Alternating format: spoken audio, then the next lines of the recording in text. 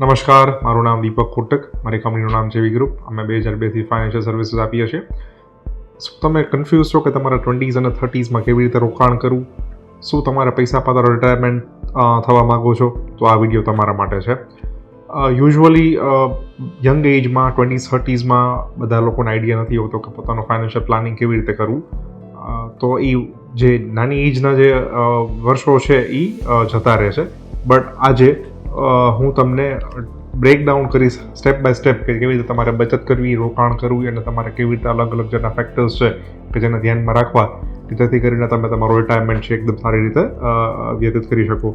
આ વિડીયોને પ્લીઝ છેલ્લે સુધી જોતા રહેજો. તમને છેલ્લે એક બે બહુ સારી અગત્યની વસ્તુ છે કે જે તમારા ભવિષ્યમાં ડેફિનેટલી કામ આવશે. Step 1, build a strong financial foundation. આમાં સૌથી પહેલું અગત્યનું છે ઇમરજન્સી ફંડ ક્રિએટ કરવું.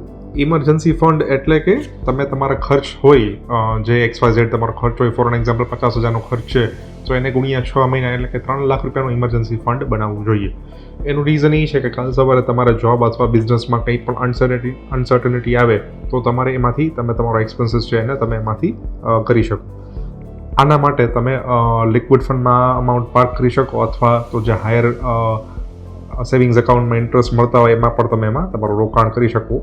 અને એનો અલ્ટિમેટલી પર્પઝ એ છે કે તમે ગમે ત્યારે તમારામાંથી ફંડ વિડ્રોલ કરી શકો. સેકન્ડ છે avoid bad debt. Usually young age હોય એટલે ઇમ્પલ્સિવ બાઇંગ થતું હોય અથવા થોડુંક ફ્રેન્ડ્સને ફ્લોન્ટ કરવા અથવા ફેમિલીને બતાવવા માટે કે ના પણ હું પણ અફોર્ડ કરી શકું છું એના માટે ઘણીવાર એક્સપેન્સીસ થતા હોય. But try to avoid that. આપણે આપણી રિક્વાયરમેન્ટ માટે જે વસ્તુ હોય એ ડેફિનેટલી ફૂલફિલ કરવી જોઈએ, નહીં કે શો ઓફ માટે. એટલે એને કારણે ઘણીવાર લોન લઈને પણ યંગસ્ટર્સ યુથ છે જે વસ્તુ પરચેસ કરતા હોય છે. એટલે we should avoid that. Reason એ છે કે તમે એના જો એકવાર ક્રેડિટ કાર્ડ અથવા PL લઈને અથવા કંઈ પણ EMI થ્રુ તમે એ પરચેસ વસ્તુ બાય કરશો તો તમારે એના માટે તમારું જે ઇન્વેસ્ટમેન્ટ જે છે તમારું છે એ તમારું બંધ થઈ જશે. એટલે try to avoid that. Third છે ટ્રેક એક્સપેન્સીસ એન્ડ બજેટ. તમારે તમારા ખર્ચને ટ્રેક કરવા જોઈએ સો દેટ કે જે અનનેસેસરી એક્સપેન્સ હોય ડેફિનેટલી તમે ટાળી શકો અને જે તમારું બજેટિંગ કરો કે ભાઈ મારે ટ્રાવેલ પાછળ આટલા એક્સપેન્સ કરવા છે અથવા મારે મૂવી જોવા જવું છે અથવા મારો એન્ટરટેનમેન્ટ પાછળ આટલું બજેટ છે તો તમે બજેટિંગ કરશો તો તમે એની બહાર નહીં જઈ શકો અને ડેફિનેટલી એ જે બાકીના પૈસા વધશે એને તમે રોકાણ કરી શકશો. સ્ટેપ 2, સ્ટાર્ટ સેવિંગ અને ઇન્વેસ્ટ સ્માર્ટલી. 50-30-20% એક રૂલ છે કે જેમાં તમારે તમારી ઇન્કમ હોય 100 રૂપિયા તેમાં 50% તમારે તમારી નીડ્સ પાછળ સ્પેન્ડ કરવા જોઈએ, 30% તમારી વોન્ટ્સ પાછળ અને 20% તમારે ઇન્વેસ્ટ કરવું જોઈએ.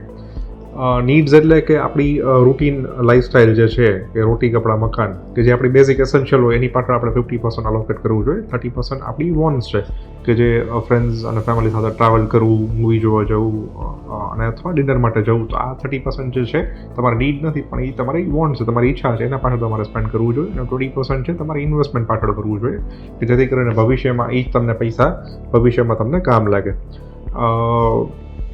એક એક્ઝામ્પલ લઈએ કે જે તમે 10,000ની SIP તમે 30 years માટે કરો એટલે કે ઓલમોસ્ટ તમારું રોકાણ 36 લાખ રૂપિયાનું થયું અને 12% મુજબ આપણે વળતર ગણીએ તો ઓલમોસ્ટ તમને 3 કરોડ પ્લસનું તમને કોર્પસ ભેગું થઈ જાય છે. એટલે જેટલી નાની એજ ઉપર કરશો રોકાણ એટલો તમને કમ્પાઉન્ડિંગનો બેનિફિટ વધારે મળશે. એટલે late start in the initial years of your investment and let the compounding magic happens. બીજા ઘણા બધા ઇન્વેસ્ટમેન્ટ ઓપ્શન્સ છે કે જેમાં 20s અને 30sના વ્યક્તિઓ રોકાણ કરી શકે. જેમાં ઇક્વિટી MF છે, ગોલ્ડ ETF છે, સોવરિયન ગોલ્ડ બોન્ડ છે, NPS છે અને ડાયરેક્ટ ઇક્વિટી છે. ડેફિનેટલી ડાયરેક્ટ ઇક્વિટી છે તમારે બહુ સમજીને અથવા તમારા કોઈ એડવાઇઝર્સ હોય એની પાસેથી સલાહ લઈને તમારે રોકાણ કરવું જોઈએ. આ સિવાય મને ઘણો વાર ક્લાયન્ટલનો ક્વેશ્ચન એ પણ હોય છે કે અમારે કેટલા પર્સન્ટેજ અમારી ઇક્વિટીમાં અને ડેટમાં લોકેશન રાખવું જોઈએ. તો એનો એક થંબ રૂલ છે કે તમારી એજ હોય 100 - તમારી એજ છે એટલું અલોકેશન તમારે ઇક્વિટીમાં રાખવું જોઈએ. એટલે કે કોઈ વ્યક્તિની ઉંમર 30 વર્ષ છે તો 100 - 30 એટલે કે 70% ઇક્વિટીમાં લોકેશન રાખવું જોઈએ અને 30% એને ડેટમાં રાખવું જોઈએ. Step 3, tax savings and passive income ideas. Tax સેવિંગમાં તમે ETC, ATD અને સેક્શન 24માં તમે બાદ લઈ શકો છો. ફોર એક્ઝામ્પલ ELSSમાં રોકાણ કરી PPF અથવા EPFમાં તમે રોકાણ કરીને ETC તમે 1.5 લાખ રૂપિયા સુધીનું એક્ઝમ્પશનમાં મેળવી શકો છો. ETD એટલે કે મેડિકલ પ્રીમિયમ તમે જે ભરો તો એ પણ તમને 25,000 રૂપીઝનું તમને એમાં બાદ મળે છે. અને તમારા ફાધર મધર ડિપેન્ડન્ટ હોય તો એનું પણ તમે એમાં 25,000 લઈ શકો, અને જો એ સિનિયર સિટીઝન હોય તો એ 50,000 પણ તમે લઈ શકો. એટલે અલ્ટિમેટલી 25 + 50 ઓલમોસ્ટ 75,000 સુધી તમે એક્ઝમ્પશન લઈ શકો છો. આ સિવાય 2 લાખ રૂપિયાનું ઇન્ટરેસ્ટ તમને જે હોમ લોનનું જે વ્યાજ હોય એનું પણ અંડર સેક્શન 24 તમને મળવાપાત્ર છે, બાદ મળવાપાત્ર છે. Passive income ideas for financial freedom. તમારે સાઇડ હસલ કરી તમારા જોબ અથવા બિઝનેસને સાઇડમાં રાખીને સાઇડ હસલ કરીને તમે નવી ઇન્કમ પણ તમારે જનરેટ કરવી જોઈએ, જો તમને ટાઈમ પરમિટ કરતો હોય તો. જેમાં તમે ફ્રીલાન્સિંગ કરી શકો, એટલે કે કોઈ વ્યક્તિ માટે તમે કામ કરી શકો, બ્લોગિંગ કરી શકો, યુટ્યુબિંગ કરી શકો. આના થ્રુ તમને ડેફિનેટલી નવું એક રેવન્યુ તમારા માટે જનરેટ થશે. સેકન્ડ, જે લોકો ઇન્વેસ્ટમેન્ટ કરી શકતા હોય એના માટે જે હાયર ડિવિડન્ડ આપતા હોય એ કંપનીઝમાં રોકાણ કરીને તમે એના સ્ટોક્સનું ડિવિડન્ડ તમે મેળવી શકો.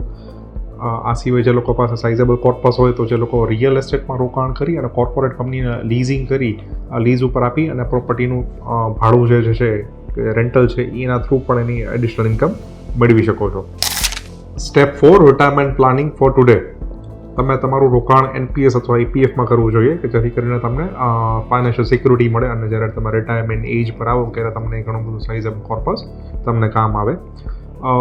બીજું છે start target financial independence retire early. તમે નાની એજ પર તમે જો તમારું રિટાયરમેન્ટ કોર્પસ અત્યારથી બનાવવા માંડશો તો તમને કાં તમારી એજ જેવડી તમે 60s પર એક્સપેક્ટ કરેલું હશે તો તમે 55 અથવા 50s પર રિટાયર થઈ શકશો, અથવા તો જે કોર્પસ છે એ ઘણું મોટું તમને સાઇઝેબલ મળી શકે, કારણ કે કમ્પાઉન્ડિંગનું બેનિફિટ મળે એટલા માટે. Financial goals, set financial goals. Usually 3 financial ટાઈપના ગોલ્સ હોય છે: short term goals, medium term goals અને long term goals. Short term ગોલ્સમાં ફોરેન ટૂર છે અથવા તમારે ગાડી લેવી છે તો એ શોર્ટ ટર્મ ગોલ્સ છે. મીડિયમ ટર્મ ગોલ્સમાં તમારા કિડ્સના એજ્યુકેશન માટે અથવા કિડ્સના વેડિંગ માટે એ તમારા મીડિયમ ટર્મ ગોલ્સ છે. અને લોંગ ટર્મ ગોલ્સ છે કે તમારે પ્રોપર્ટી લેવી છે થ્રુ ધીસ કોર્પસ ઓર તમારે રિટાયર્ડ થવું છે, તો these are the types of long term goals. તમારે તમારું રોકાણ કરો અને તમારે 3 કેટેગરીમાં આવી રીતે ડિફાઇન કરી દેવાનું, સો દેટ કે એ અકોર્ડિંગલી તમારું જે રોકાણ તમે કરો, કારણ કે ટાઈમ ફ્રેમ મુજબ યુઝ્યુઅલી રોકાણ કરતા હોય તો જેથી કરીને રિસ્ક એપેટાઇટ તમે એમાં વધારે અથવા ઓછું લઈ શકો. બીજું અમે એ પણ ઓબ્ઝર્વ કરેલું છે કે ઘણીવાર કોઈ વ્યક્તિ લોન લઈ અને એના પોતાના આવા નાના મોટા રિક્વાયરમેન્ટ્સ એ ફૂલફિલ કરતા હોય, બટ અમે અમારા ક્લાયન્ટને એક એડવાઇઝ કરીએ છીએ કે તમે રાધર થોડું પ્રિપોન્ડ કરો. તમારું જે કંઈ પણ તમારે કંઈક વસ્તુ લેવી છે, કાર લેવી છે અથવા તો બીજી કંઈ ફોરેન ટૂર પર જવું છે, તમે થોડુંક એ પ્રિપોન્ડ કરો અને તમે અત્યારથી જ એના માટે તમે તમારું રોકાણ કરતા જાઓ, એટલે કે સો દેટ કે તમે એમાંથી તમે ગેઇન કરી શકશો. યુઝ્યુઅલી એક એક્ઝામ્પલથી સમજીએ કે કોઈ 10 લાખ રૂપિયાની વસ્તુ છે એ તમે વ્યાજ પર લ્યો છો, તમે એના વ્યાજ ચૂકવીને તમે એ 11.5 લાખ રૂપિયાની તમારી કોસ્ટ થશે. પણ એ જ વસ્તુ તમે જો અગાઉથી પ્લાન કરો તો એ 8-8.5 લાખ રૂપિયામાં તમને 10 લાખ રૂપિયાની વેલ્યુએશન તમને મળશે. એટલે અલ્ટિમેટલી તમને બે બાજુ 1.5 લાખ રૂપિયાનો તમારો કોસ્ટ ગણો તો એ ઘણું વધી જતું હોય છે. એટલે તમે થોડુંક વહેલા પ્લાન કરો તો તમે ડેફિનેટલી તમે તમારી બધી વસ્તુ શોખ તમે આરામથી પૂરા કરી શકશો.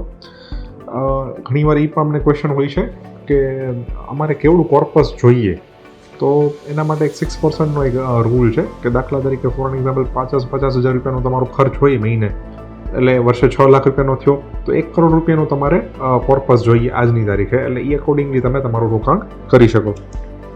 કન્ક્લુઝન અને ફાઇનલ ટિપ્સ: બને એટલું નાની એજ પર ચાલુ કરો, સ્ટે કન્સિસ્ટન્સ, સ્ટે ડિસિપ્લિન, અને લેટ ધ કમ્પાઉન્ડિંગ નો બેનિફિટ તમને એમાં મળવા દો. અને compounding is a wonderful thing કે જે તમે ઇનિશિયલ યર્સમાં તમે સ્ટાર્ટ કરશો તો તમને 25-30 વર્ષ આસપાસ ઘણા બધા સાઇઝેબલ કોર્પસ તમારું ભેગું થઈ જશે. તો આ ટાઈપનો જ વિડીયો જોવા માટે અમારી ચેનલ સાથે જોડાયેલા રહો અને આ વિડીયોને લાઇક, શેર અને સબસ્ક્રાઈબ કરો. Once again this is Deepak Kotak from જેવી ગ્રુપ. Thank you.